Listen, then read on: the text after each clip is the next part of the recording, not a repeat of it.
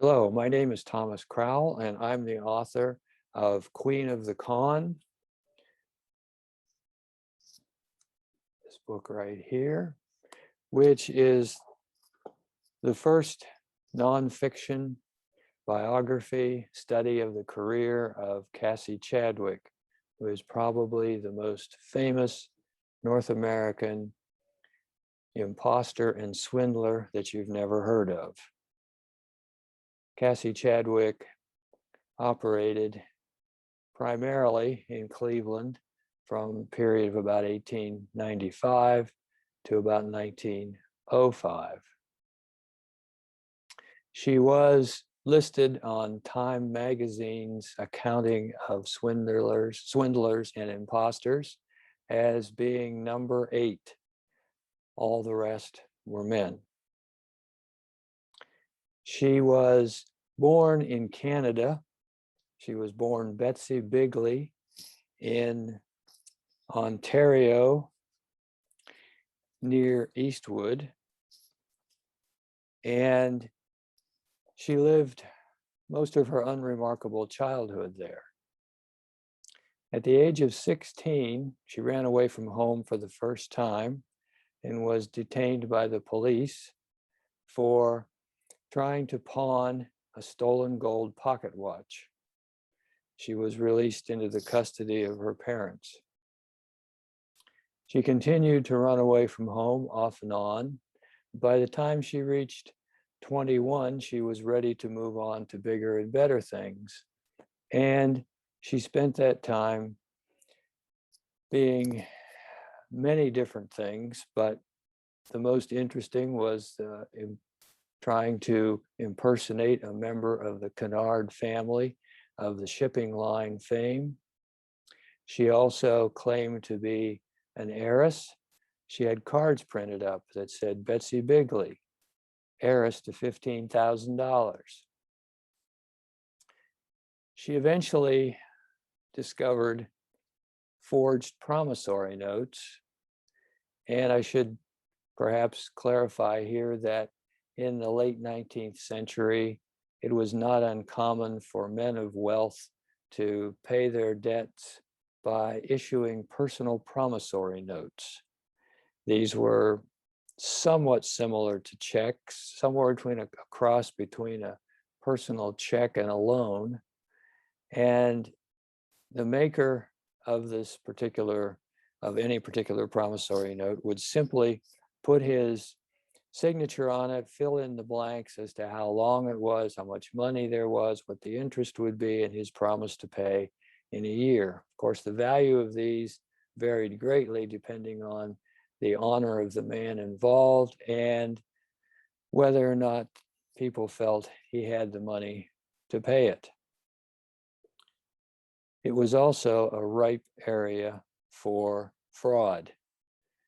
These promissory notes, blank promissory notes, could be purchased at about any stationery store in North America during the late 19th century. All you had to do was fill in the blanks. Betsy Bigley figured this out, and she began creating fraudulent promissory notes. She was arrested when she was 22 in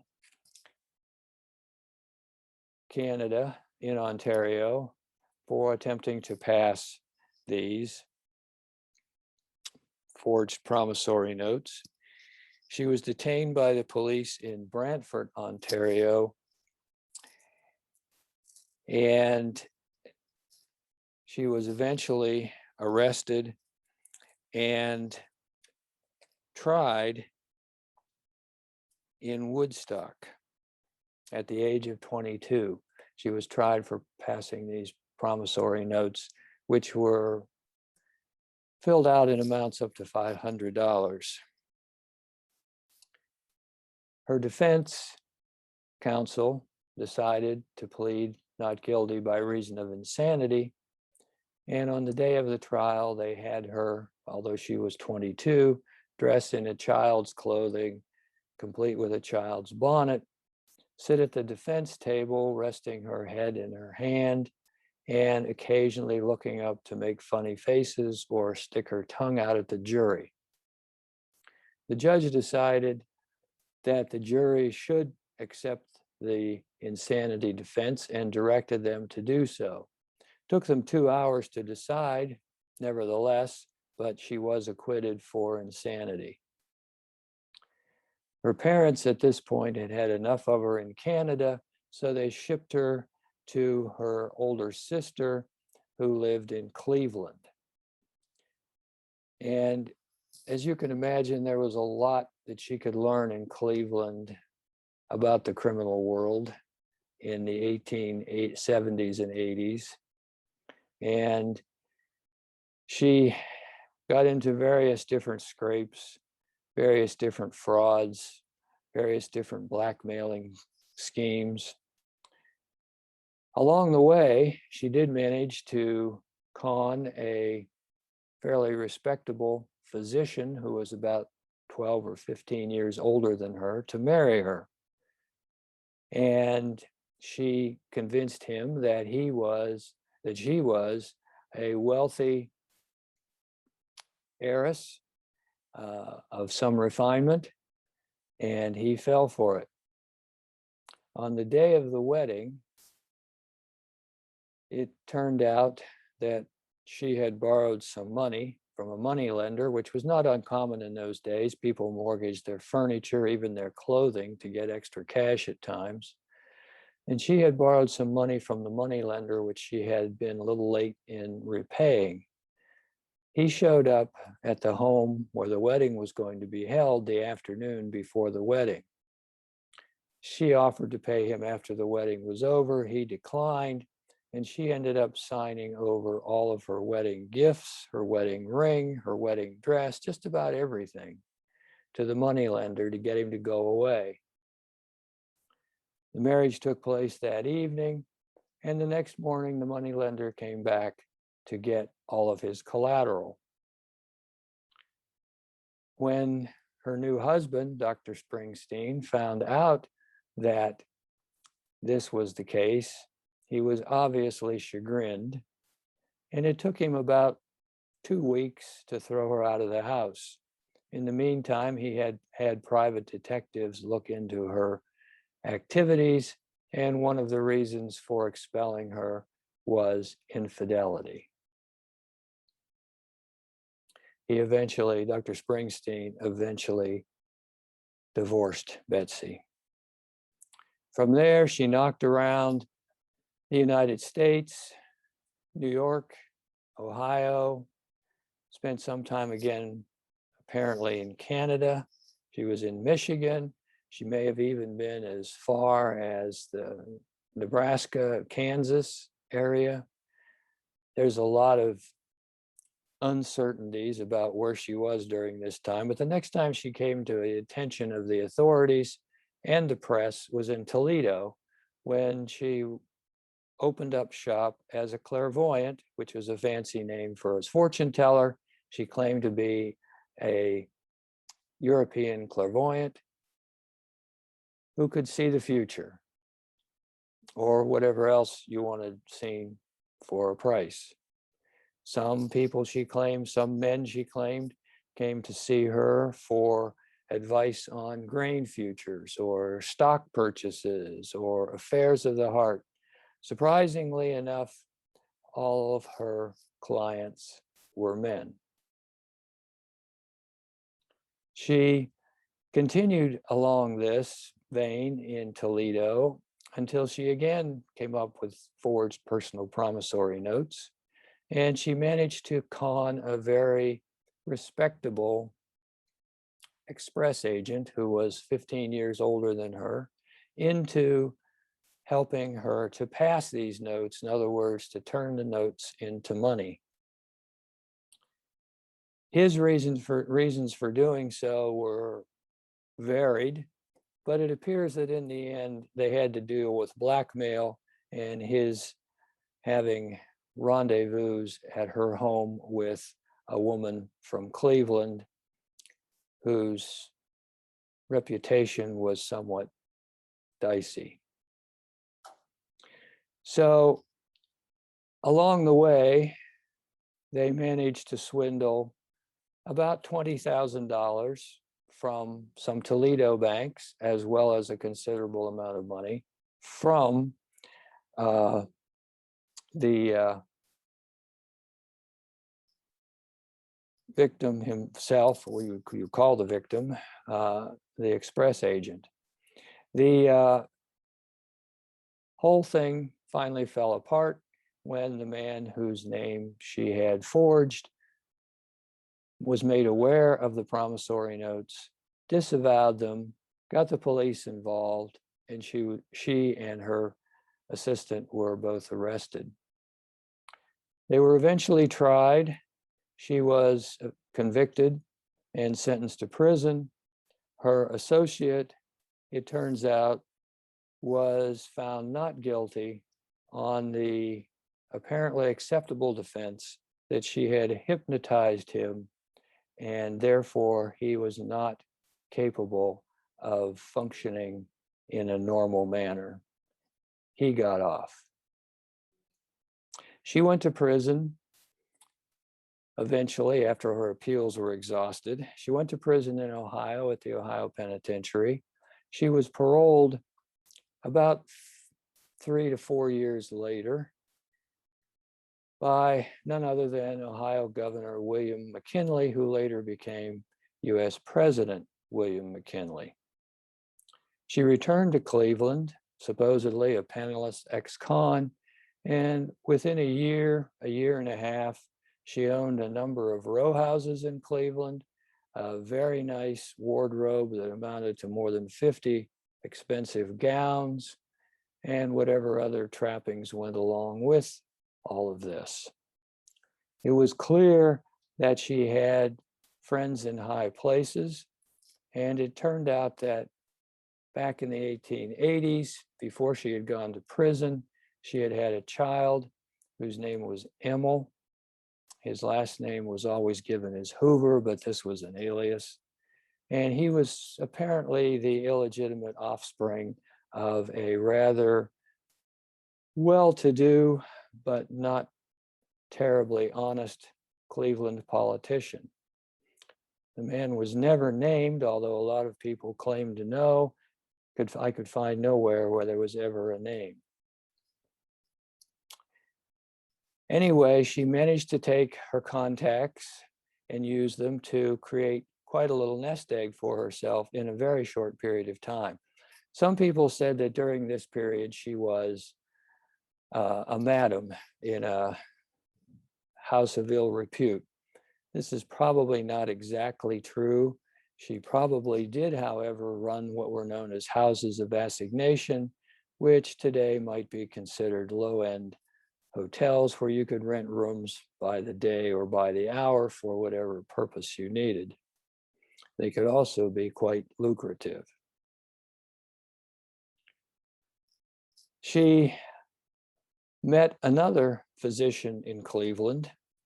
This fellow's name was Leroy Chadwick. He was a widower. He had come from a wealthy Cleveland family. They were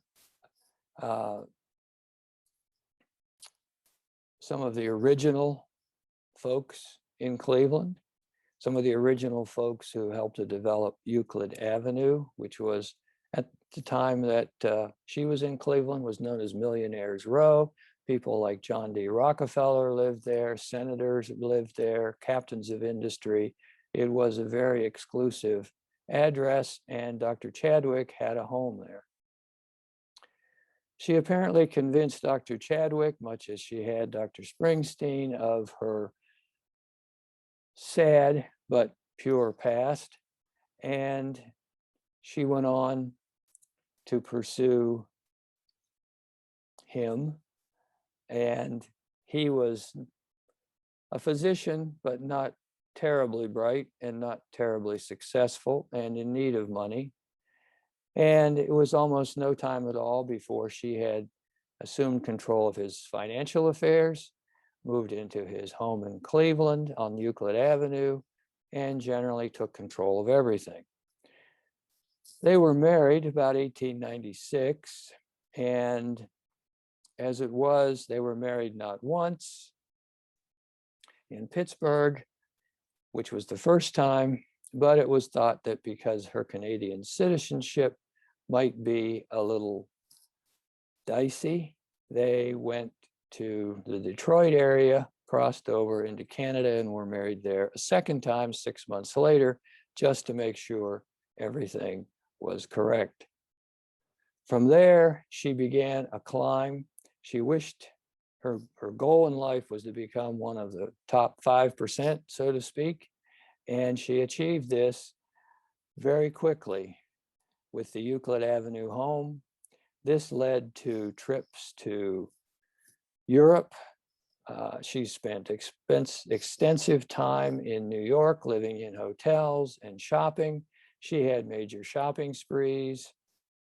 She outfitted her home in the latest, she had it remodeled, had it completely fixed up and updated. She had a large organ installed just for Chadwick, who liked to play the organ and was apparently quite good at it. She had huge collection of jewelry and gemstones.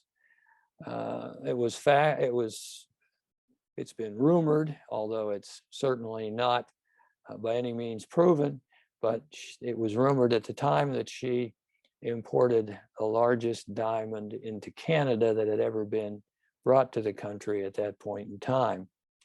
Because of her gemstones and purchases overseas, she had a lot of trouble with US Customs and was investigated by Customs, but she managed to get an Ohio Senator, Mark Hanna, to bail her out of those. And he was also a resident of Millionaires Row, and he's known as the man who financed William McKinley's presidential campaign.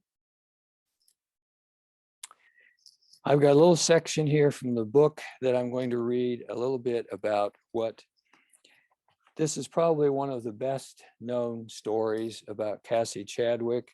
Whether it's true, I think there's probably some truth to it, but it may not be exact. It's been presented in many different fashions over the years, but it gives you a little bit of an idea about what the woman was like and how she operated. And this was a case where she was taking a wealthy Cleveland attorney with her to see, purportedly, Andrew Carnegie. In New York City in the spring of 1904, Mrs. Cassie Chadwick, a wealthy resident of Cleveland's fashionable Euclid Avenue, met a prominent Cleveland attorney, a florid-faced, prosperous man with a professional air and a propensity to gossip, in the lobby of the exclusive Holland House Hotel. Unbeknown to the barrister, he was about to become an unwitting accomplice in one of the most audacious frauds in American history. It was a pleasant carriage ride up Fifth Avenue to the magnificent mansion of Andrew Carnegie, where Mrs. Chadwick had promised her companion an introduction to the famous industrialist. Arriving at the mansion, Cassie tactfully suggested that the attorney wait in the carriage while she asked if Mr. Carnegie was home to visitors. The woman strode unhesitantly to the front door, was admitted, and with a jaunty wave to her companion, disappeared inside.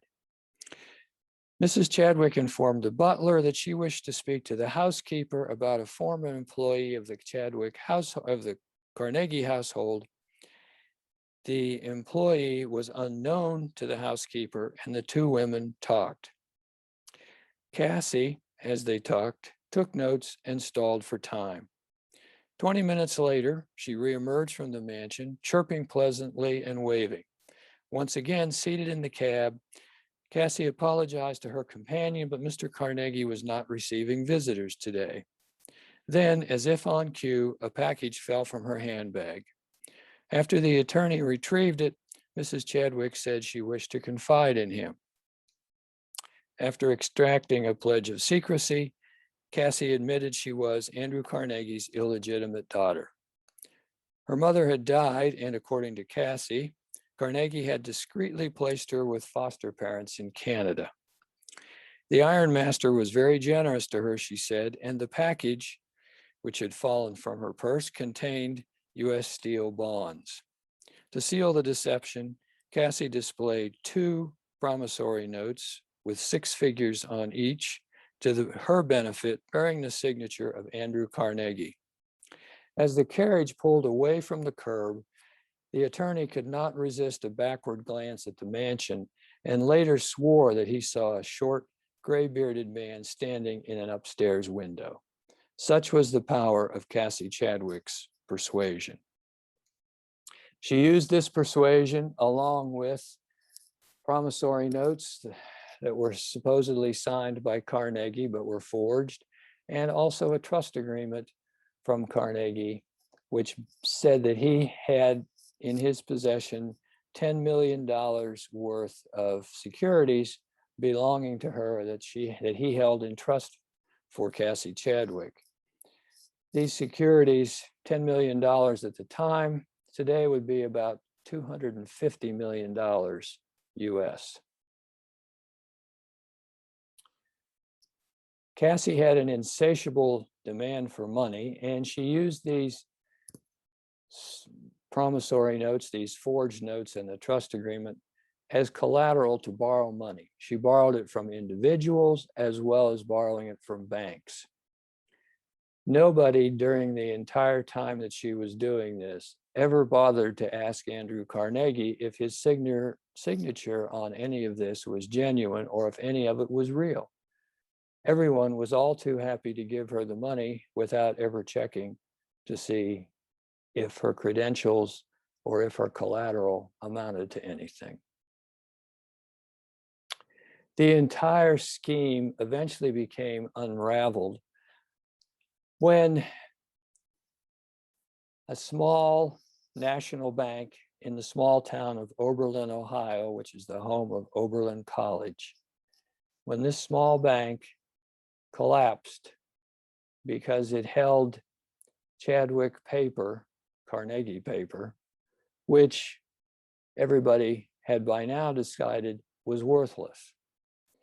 So completely had she plundered the bank that there wasn't even enough money left to come close to covering the bank's deposits.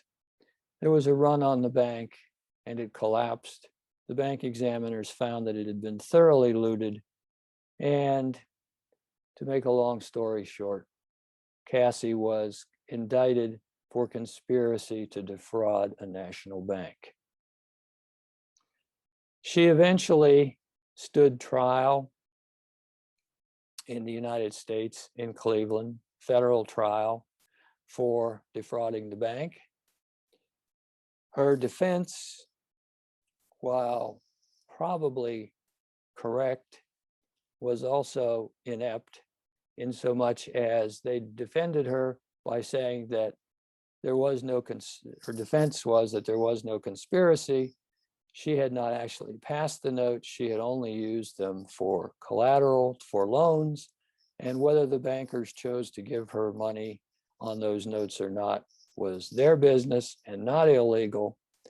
This all sounded good and made perfect legal sense, but unfortunately the 12 male jurors composed of farmers and tradesmen, what they really understood was that a bank had collapsed and people had lost a lot of money. In reality, people did lose money when the bank collapsed, but the small depositors were all made whole again by none other than Andrew Carnegie, who didn't wish to see anyone suffer as a result of this.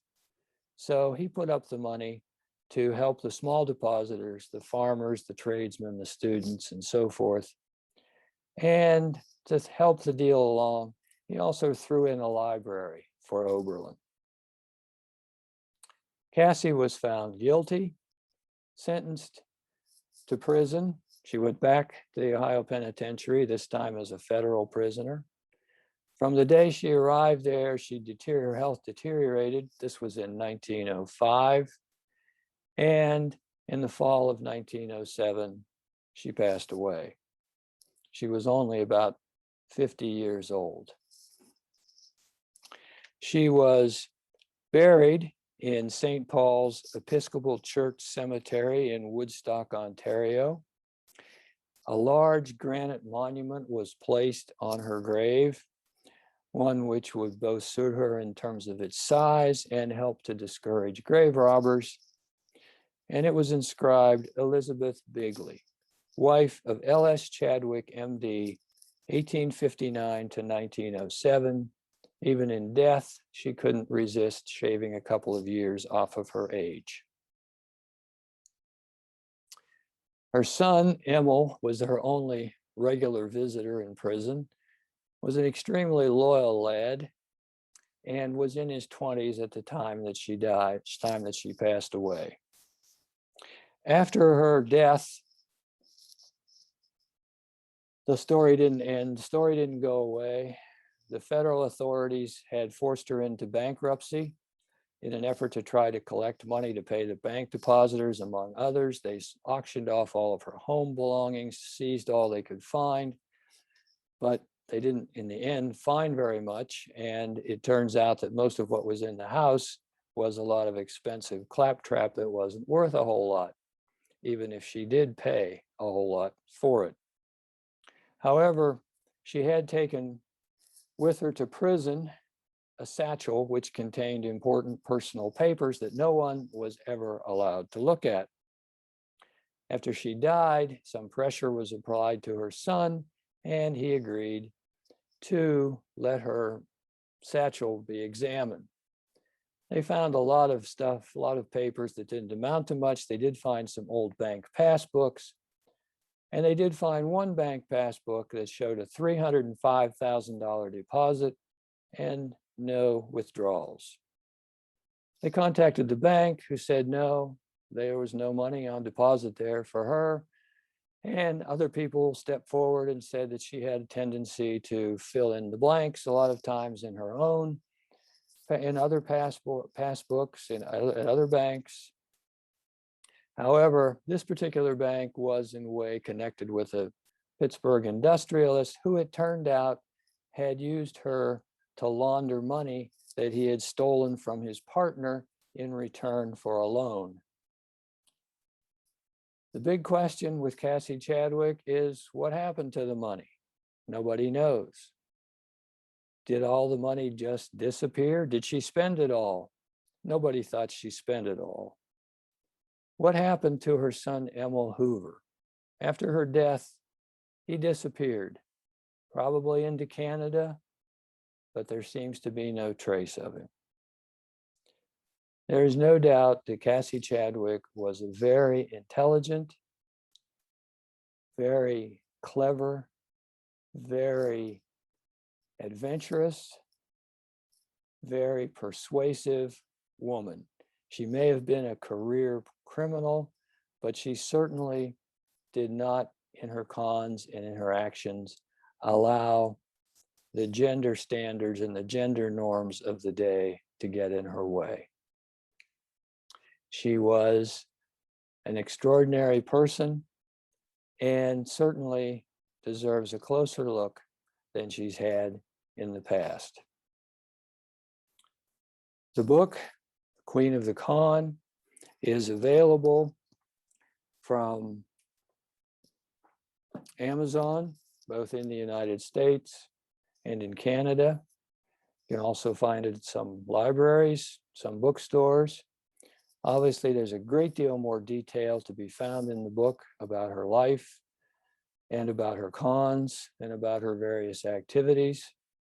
And I would hope that you would either borrow or purchase a copy and find out more about the really extraordinary Cassie Chadwick.